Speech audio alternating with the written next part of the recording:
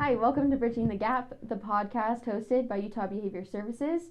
I'm Shaylee Johnson, and today I'm sitting here with Bella and Shay. If you guys want to introduce yourselves, tell us who you are and what you do. The contact of the eyes is like, okay, I'll go first. Yeah. But yes, so I'm Gabriella Lauaki. I go by Bella. I am the director of HR here for Utah Behavior Services.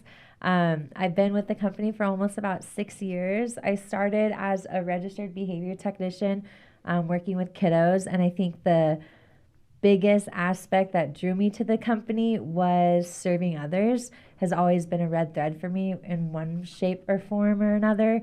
And so that's kind of how I got started with UTBS. Awesome. I'm Shay Lambert. I am one of the CVPs here at Utah Behavior Services. I've been here going on 10 years.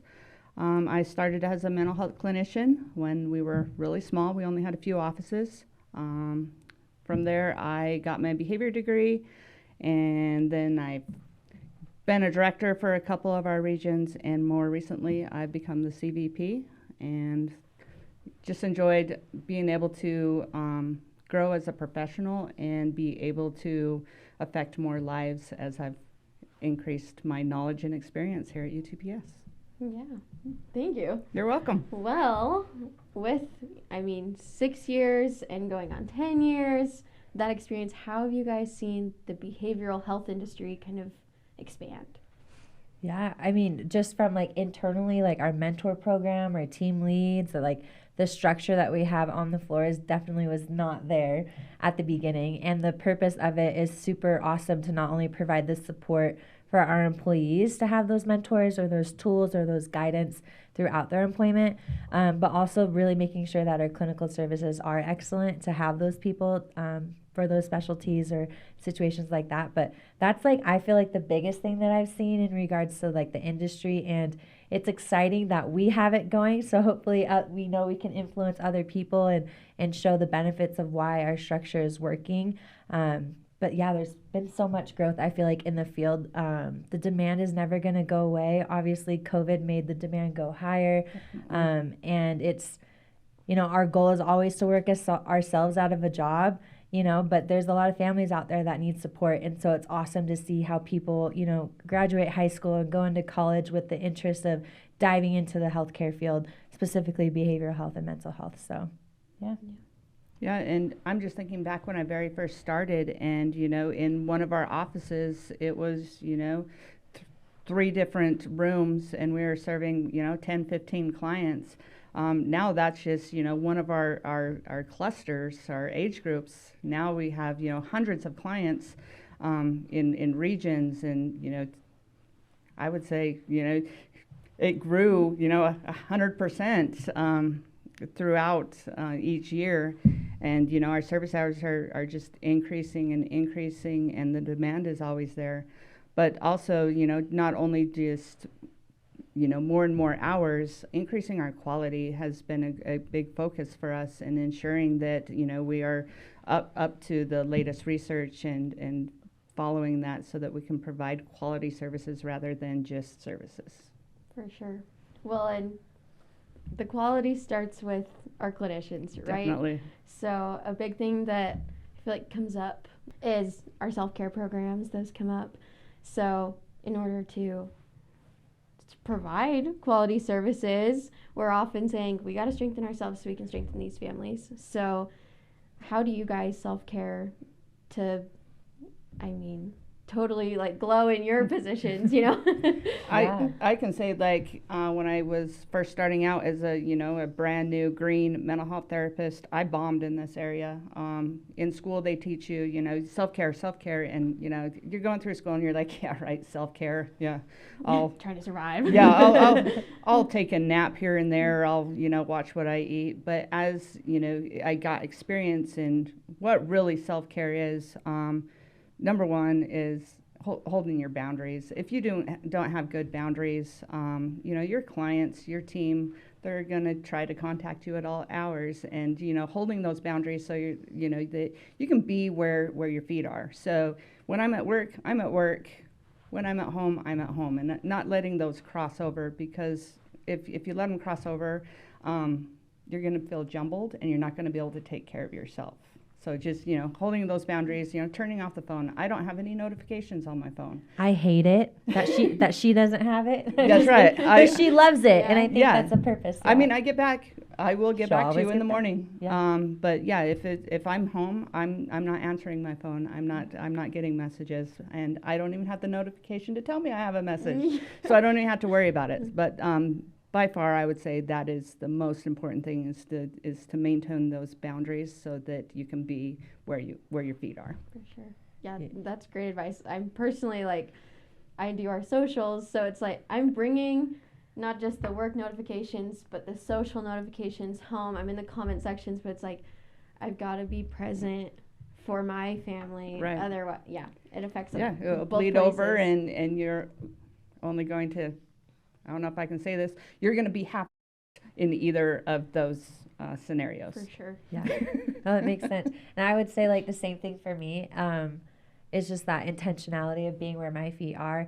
Another big, I would say, top one for me in regard to self-care is I'm a very much plug into people kind of person. And so when I'm into those moments, I hang out with my brothers or my husband, or I call my grandma, or just plugging into those people that I know that can fill up my bucket or remind me that I'm okay or that I'm awesome, and kind of get me back to that reality check sometimes. And so yes, and the intentionality with the boundaries and stuff. But I would say another top one for me is I plug into my people. I know what's in my toolbox, and people have always been in my toolbox.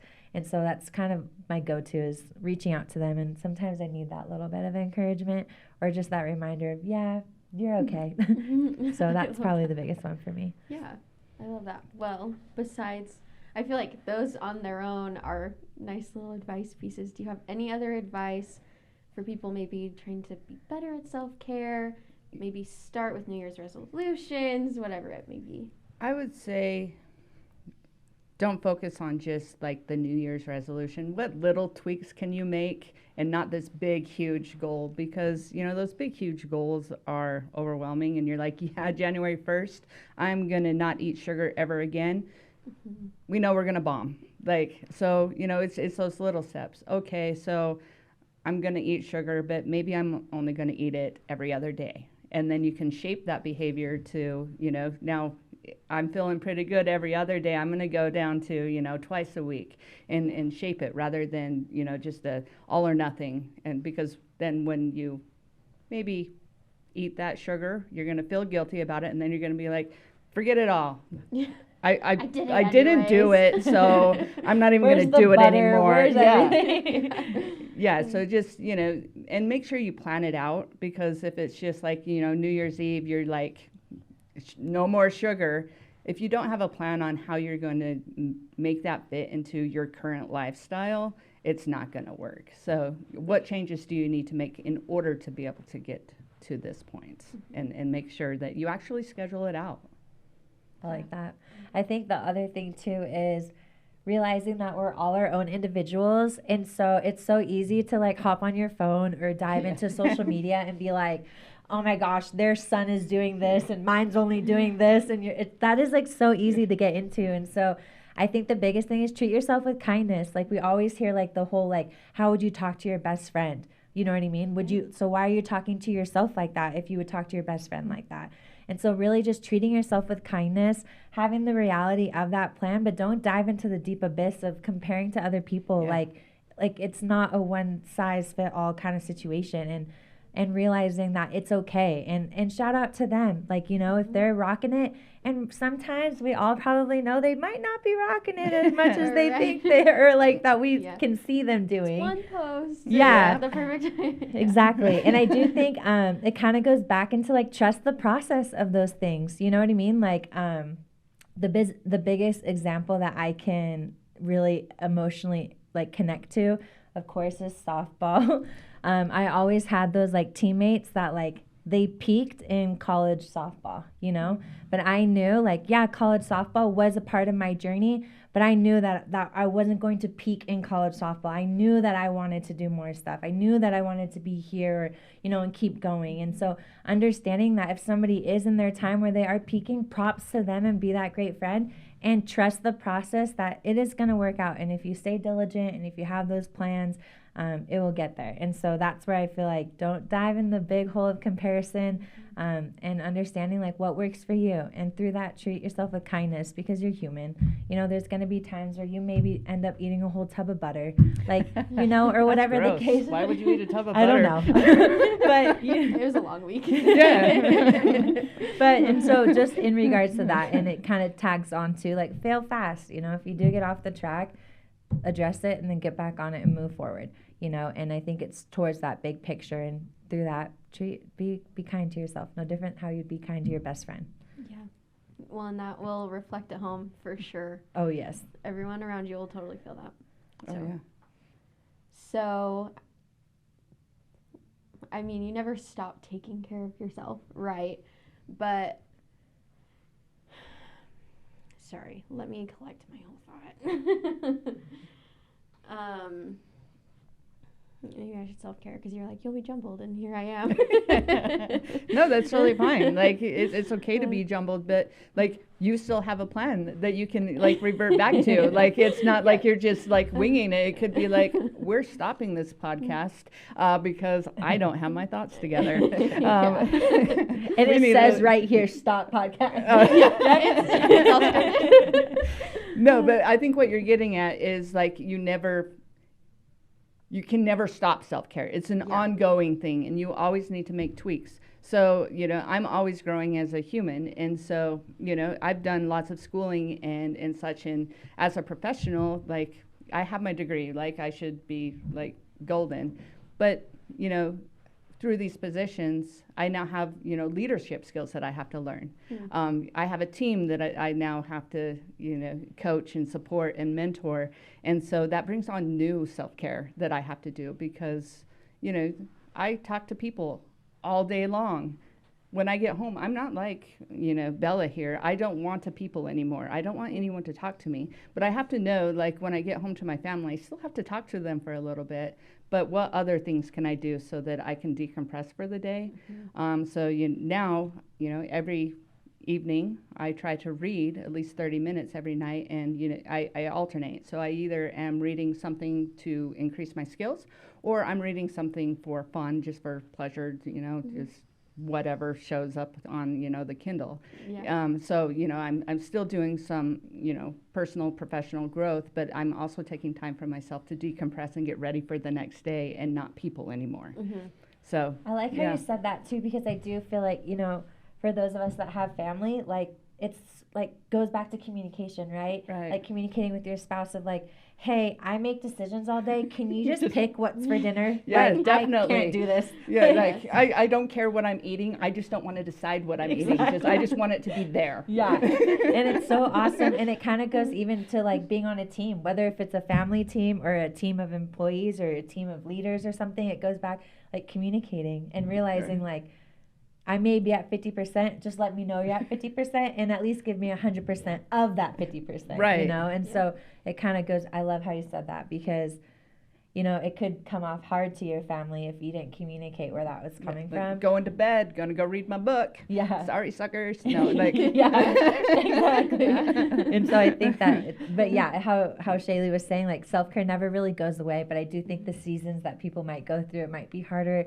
to feel like it's obtainable, especially people that might be new moms, like, or new parents for the first time in the holidays. You feel like you have to get like them everything. But being a first-time parent, whether if it's a mom or a dad, like that pressure of, well, what's expected of me, or I'm seeing this that other parents are doing, do I have to do that? Or, you know, like situations that you may grow up with that may be around you and such like that. Yeah, especially like, coming up on the holidays and those family traditions and like keeping to those family traditions. It doesn't have to be exact. All that, you know, your kids remember, your families remember is the time spent together.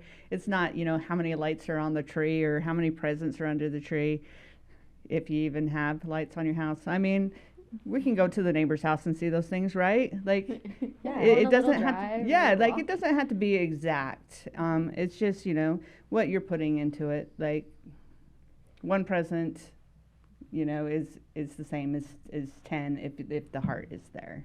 Yeah.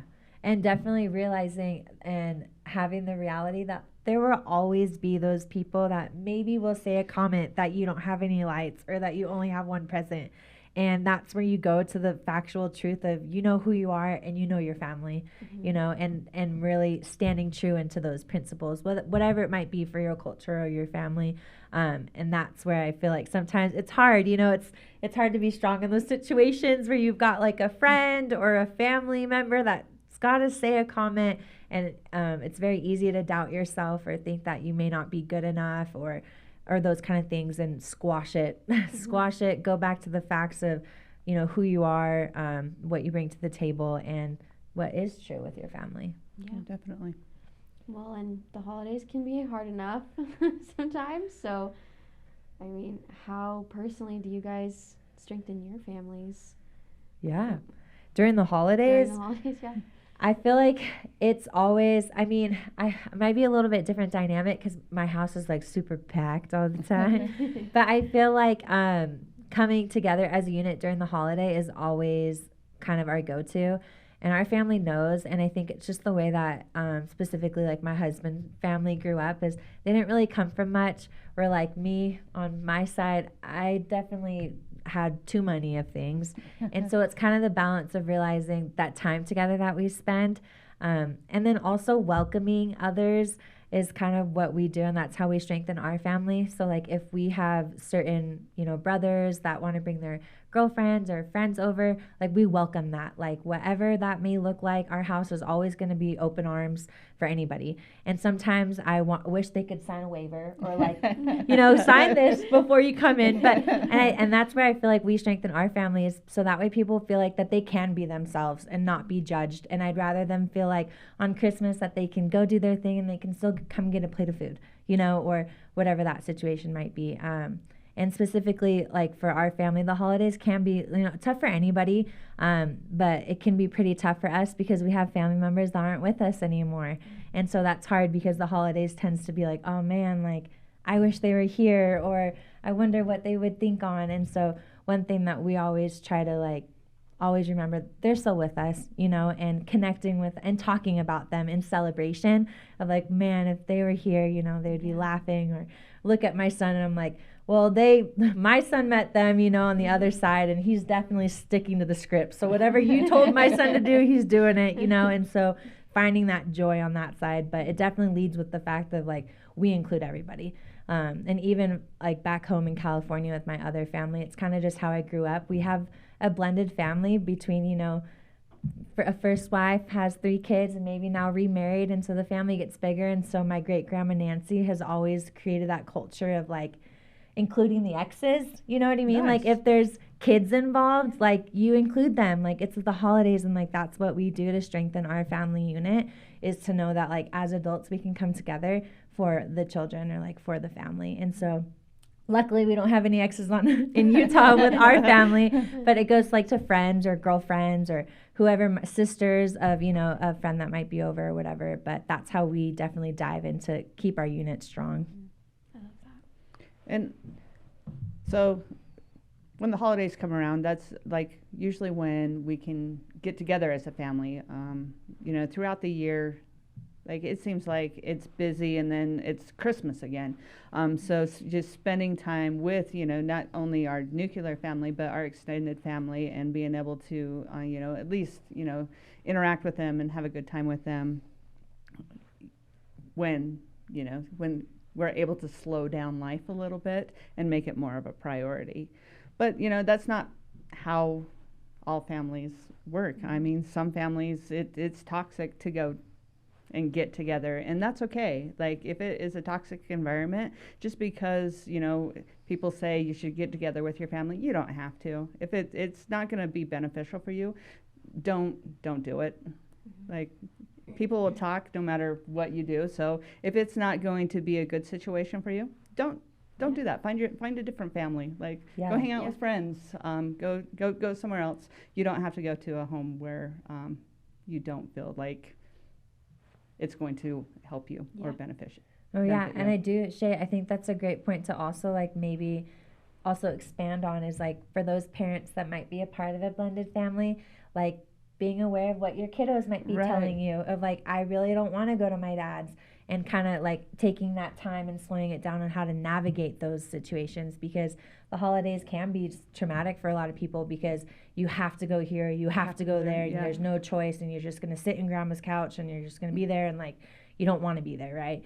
And so taking that time to logistically plan it out and be intentional with the boundaries. And sometimes the holidays can hit us straight in the middle of the forehead, like, because as Shay they said, come up quick. Yeah, time, especially you're working, you're a parent, like, what? I'm Christmas grateful again? I showered, you know, like, and so that's where that intentionality comes in, and it does kind of lead with self-care of like, well, what does work for my family? How can I set these boundaries? What is the reality of this? And just openly communicate it, because it's just how you say it, you know. If you were to tell your grandma, I'm not going to come because you're toxic, that might not go over too well, right. You know, but if it's coming from more of like, hey, long term, this is where we're at, I think it would be interpreted differently. So. Well, and you know, Christmas, you know, everyone, you know, is like, oh, you have to celebrate on this day. Well, you know, especially with extended families and having, you know, in-laws and such, and having 5 places you need to be, and you don't have to be on that day. I mean, if you make it on the 26th, I mean, you made it. It doesn't need to be the 25th just because it's the 25th. I mean, so just being, you know, don't put too much expectations on you, so that, you know, you run in somewhere, say hi, here's a gift, run back out. Like, what is it truly? Why are you going there? What's the reasoning behind it? And would it be more beneficial to, you know, spread it out over a couple days or a couple weekends or something, rather than trying to fit it all into one day just because the calendar says it's the 25th? Yeah. And it's hard, because then we've all been talking about that pressure. That pressure feels so heavy of like, what is culturally accepted, or what is, you know, all these things. It's like, quick pause, you know, pause. Like, what do you want? What is within reason, you know? Because that pressure can definitely feel suffocating at times. And the advice that I think we started off the conversation with is taking the time, be where your feet are, and really understand the whole picture of it, and realize that it's your picture. You know what I mean? Like, it's your picture, it's your life, you know. Obviously treat others with kindness, and still treat others how you would like to be treated, but realize, like, do you, boo boo. Like, life is way too short. Those boundaries Exactly. Well, and then you'll be way more intentional, right. like plugging into your people, because maybe you are celebrating Christmas for a week, but you're there. That's right. You're not gonna, okay, bye. It's not just, you know, surface level, like, it's not just a chat. It's like you're having intentional conversations. I don't know if it was this year or if it was last year, Shay, at Entree Leadership, when one of the speakers, I think it was the football coach from Alabama, when he was like, it's important to have your kids do what's right, not to make them happy. And like, that really stuck with me. And I feel like it's kind of the same topic of like, you need to do what's right and not to make other people happy, whether if it's your kids or your parents, like what is right, you know, because your kids will be happy if they're doing what's right. You know what I mean? And so it's kind of just that bigger picture, kind of zoom out aspect that people tend to not be able to do sometimes. Definitely. So for those that are having maybe a harder time during the holidays, maybe they're trying to set those boundaries or find their chosen family, what advice do you have for anyone that just needs some extra support during the holidays?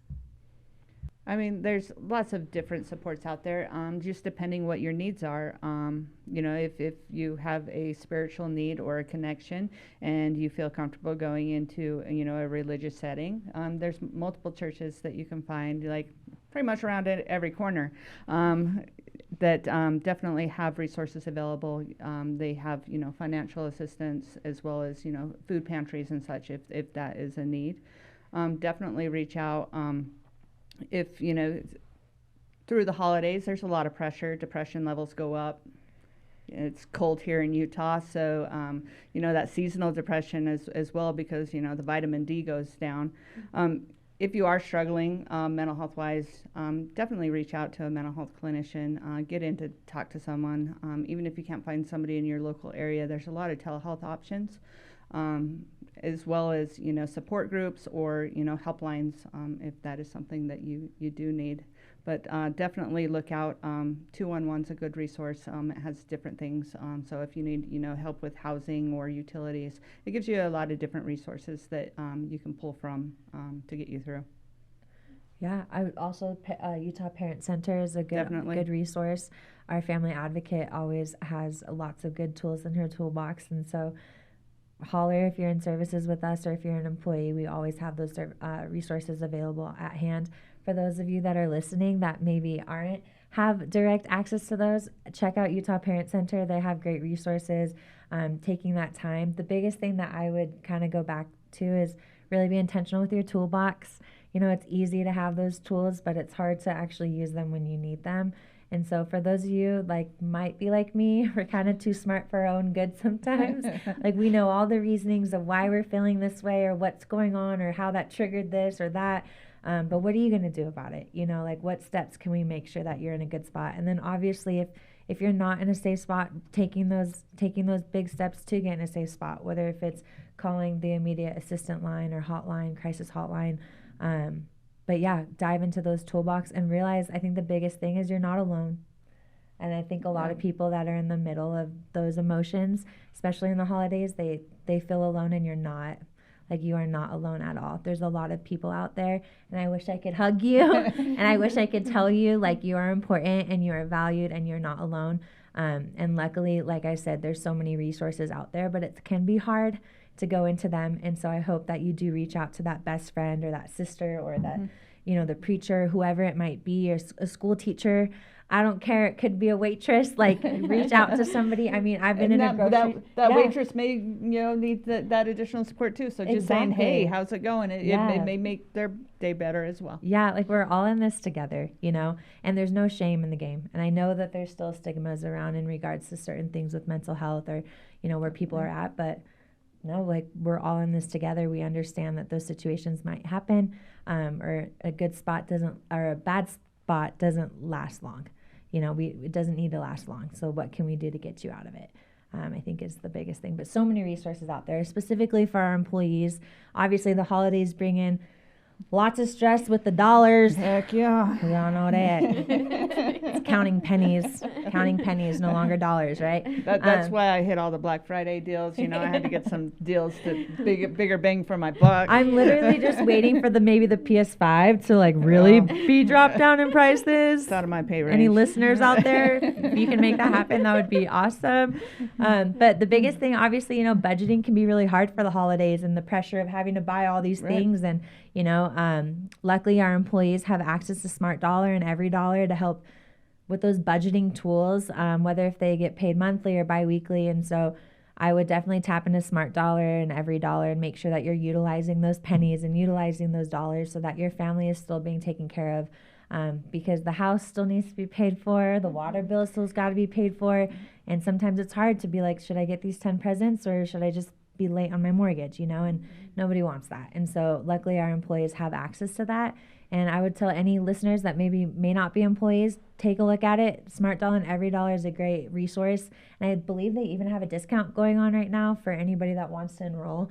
But it's super user friendly on your computer, even on an app on your phone, and just track your money, be accountable where it goes to. But that's definitely probably a resource for those that might be in a financial kind of burden, as well as the ones that Shay had mentioned. Yeah. Also going back to the financial piece, on a just an individual level, make sure when you're going into these holidays, you set reasonable expectations so that it's not like, oh, my kids are going to be so sad if they don't have a PS5. If you don't have, the budget to get a PS5, it's going to be okay. Set those expectations. Okay, I have this much money and this is what we're going to do with it, and stick to it.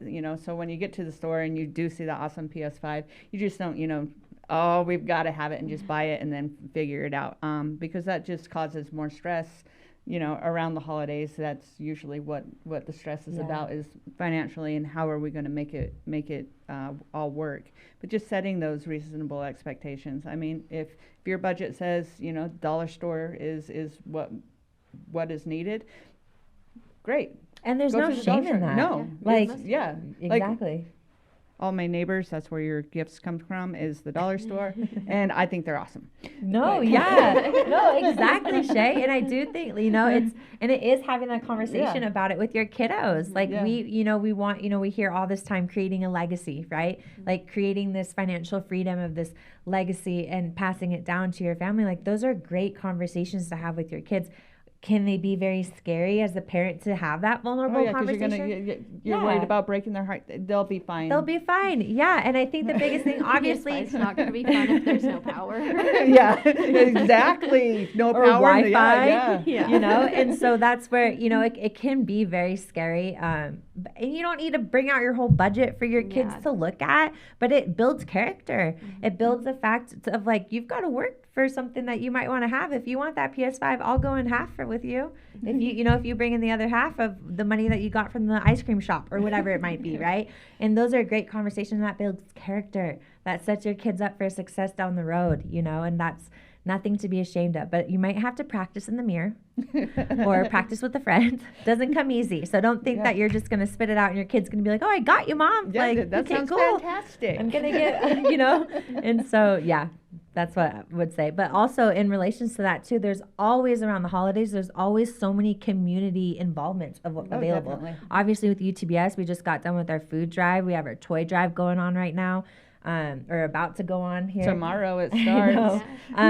But there's so many community opportunities that are available during the holiday. And for those of you, that does get your mind off of some of those things, right? When you give back to people or when you're serving people, it makes your heart feel different, right? And so those are also opportunities to strengthen your family. Great time to bring your kiddos of like, hey, we're going to go and we're going to pack some plates and we're going to go deliver them to the homeless, or we're going to go to the church and we're going to help set up earlier. And that definitely is great opportunities for your family to strengthen as a unit and also give back to your community. I would also say community opportunities is also a good one. For sure. Great. Well, any last thoughts on self-care or setting those boundaries and expectations during the holidays or any resources? Just that self-care is really important. It's not just a word. You definitely have to put the action behind it, because you hear self-care, but unless you actually take action and really dedicate yourself to doing it, it is just a word and it's not going to make a difference. So definitely plan it out and figure out what works for you, because what works for me is not going to work for Bella. It's not going to work for you, Shaylee.